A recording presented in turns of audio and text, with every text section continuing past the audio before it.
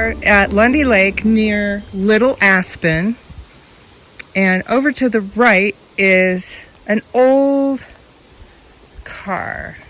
And here's Will Pierson to tell you what he thinks of the old car. He's somewhat of an expert. Well, it looks like it is a 4-seat, like it had a front and a rear seat, as opposed to a coupe or roadster style car. You can see this tub back here. You know, I think that there was a seat back there, and then, you know, the driver and front passenger seat. Looking at the rear here, yeah, it definitely was a either a 4-door sedan that they cut. I think maybe they cut the roof off of it. But what's interesting is it has a 6-cylinder engine, which I'd say this car was made definitely before 1935, and Ford didn't make a 6-cylinder engine. So this is some other make, and I'm going to dig around here and see if I can figure out what kind of car it was, or is. It still is. Thank you. So that's my story. I'm an archaeologist. This is the cowl for the vehicle. It sits between the passenger compartment and the engine compartment. This is the firewall. This is where your feet would go. This is the vent to let some air into the car. The car has hydraulic brakes,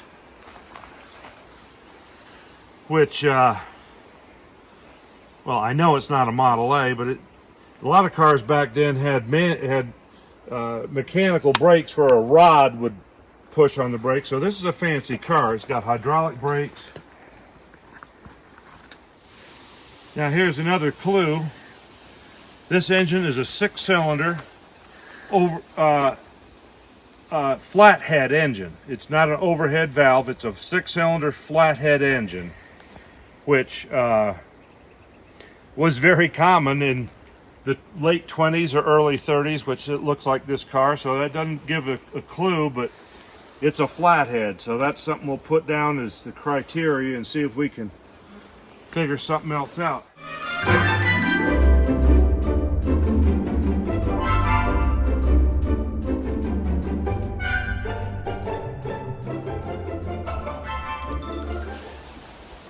The rear wheels are still on it, and they're metal disc wheels. They're not spoke wheels. They're disc wheels.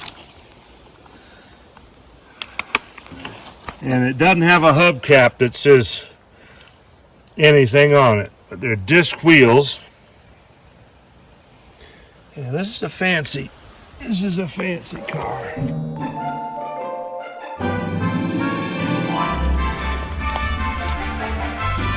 Now, I'm looking at this, and you see around this edge here, there's little holes all the way around. Yeah? Now that tells me that this was a cabriolet, open touring car. Ooh, that's exciting. That's where the top material would have. A nice smooth edge with these very perfectly spaced small holes that indicates to me that this was probably an open touring car, and that's where the fabric of the top attached to the rear tub of the vehicle. How wide the running boards are, and look at the front fenders, how kind of fancy the stamping is, how there's pretty fancy stamping on the fenders there. You know, they've got a rolled edge, then a flat area, then a rolled edge on the inside, and then an inner fender. So what does that tell you? That it's not a mass-produced commonplace car. It's an expensive, gentleman's touring car. All right. Over here is some of the wood that held the body of this car together. You can see it's rotted away there, But when this car was made, the bodies of the vehicles were made of pieces of metal, but the frame of the body were pieces of wood. And there's some of the wood frame of this car that still remains there. Well, I see this piece of wood here, then this hunk of metal. I think this is part of the upper body frame. And there's these little holes. This almost looks like it was a frame for a window or something. You see this? If it was sitting there. Look at that. This is a curved piece that's set up against, it might set up against, I bet this curve sat right up against that curve over there, you see? Oh, look at that. That's exciting. Wow. Yeah, this was a window. This is a rear window, I bet. See, it would sit up right against this curve right here. You see how it fits right on there? See how that sits there like that? Look at that. So that sat there. Thinking maybe it was a closed car, but closed cars, the roofs of early cars like this, they had a frame and windows, but the top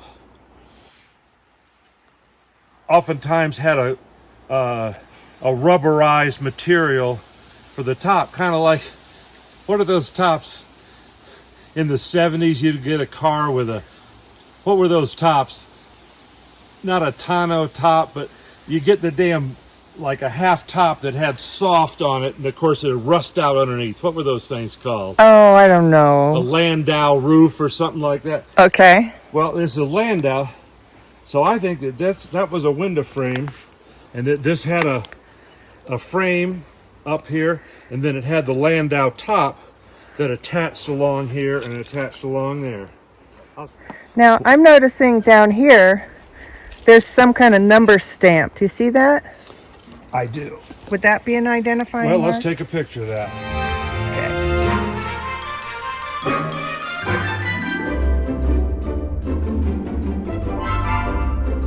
It's driven off a gear up front here. That's the camshaft. These are the lobes of the camshaft, just like there was a camshaft that worked those At the stamp mill at at the Bowdoin. stamp mill. It made those, and remember there was a tappet Yes. at the top, well, a collet that, okay. So these valves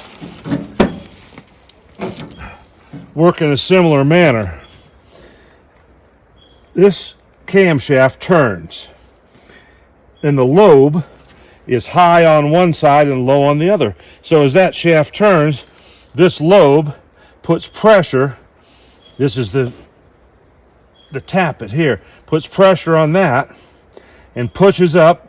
The valve stem comes down here. There's a stem and pushes. You see that lobe's up? Mm-hmm. You see how that valve's open? Yep. And you see how this valve is closed? And you see how that's down low? Yep. So as that cam turns, it opens and closes the valves. And each cylinder has an intake and an exhaust valve. This is the piston. Piston's got a hole in it. So this is the piston. So the piston, this is a 4-stroke engine. So the piston comes up to the top, or actually the cycle starts like this. The piston goes down with the intake valve open. And as the piston goes down, it makes a vacuum and it sucks in the gasoline air mixture through the intake valve. Then it hits the bottom. The intake valve closes, and also the exhaust valve is closed. Then the piston starts the compression stroke,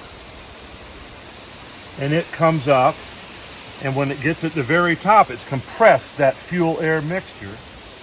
The spark plug fires, ignites the gasoline air mixture, which makes an explosion and forces the piston down, and that's where it makes the power. and then after the power has happened, the exhaust valve opens up and the piston comes up and pushes the exhaust out of the exhaust valve. And then when the piston goes down again and comes up, and then the next time it goes down, the intake valve is open and it starts another cycle of the 4 cycles. Up, down, 4 cycles. Wow, fascinating. Thank you.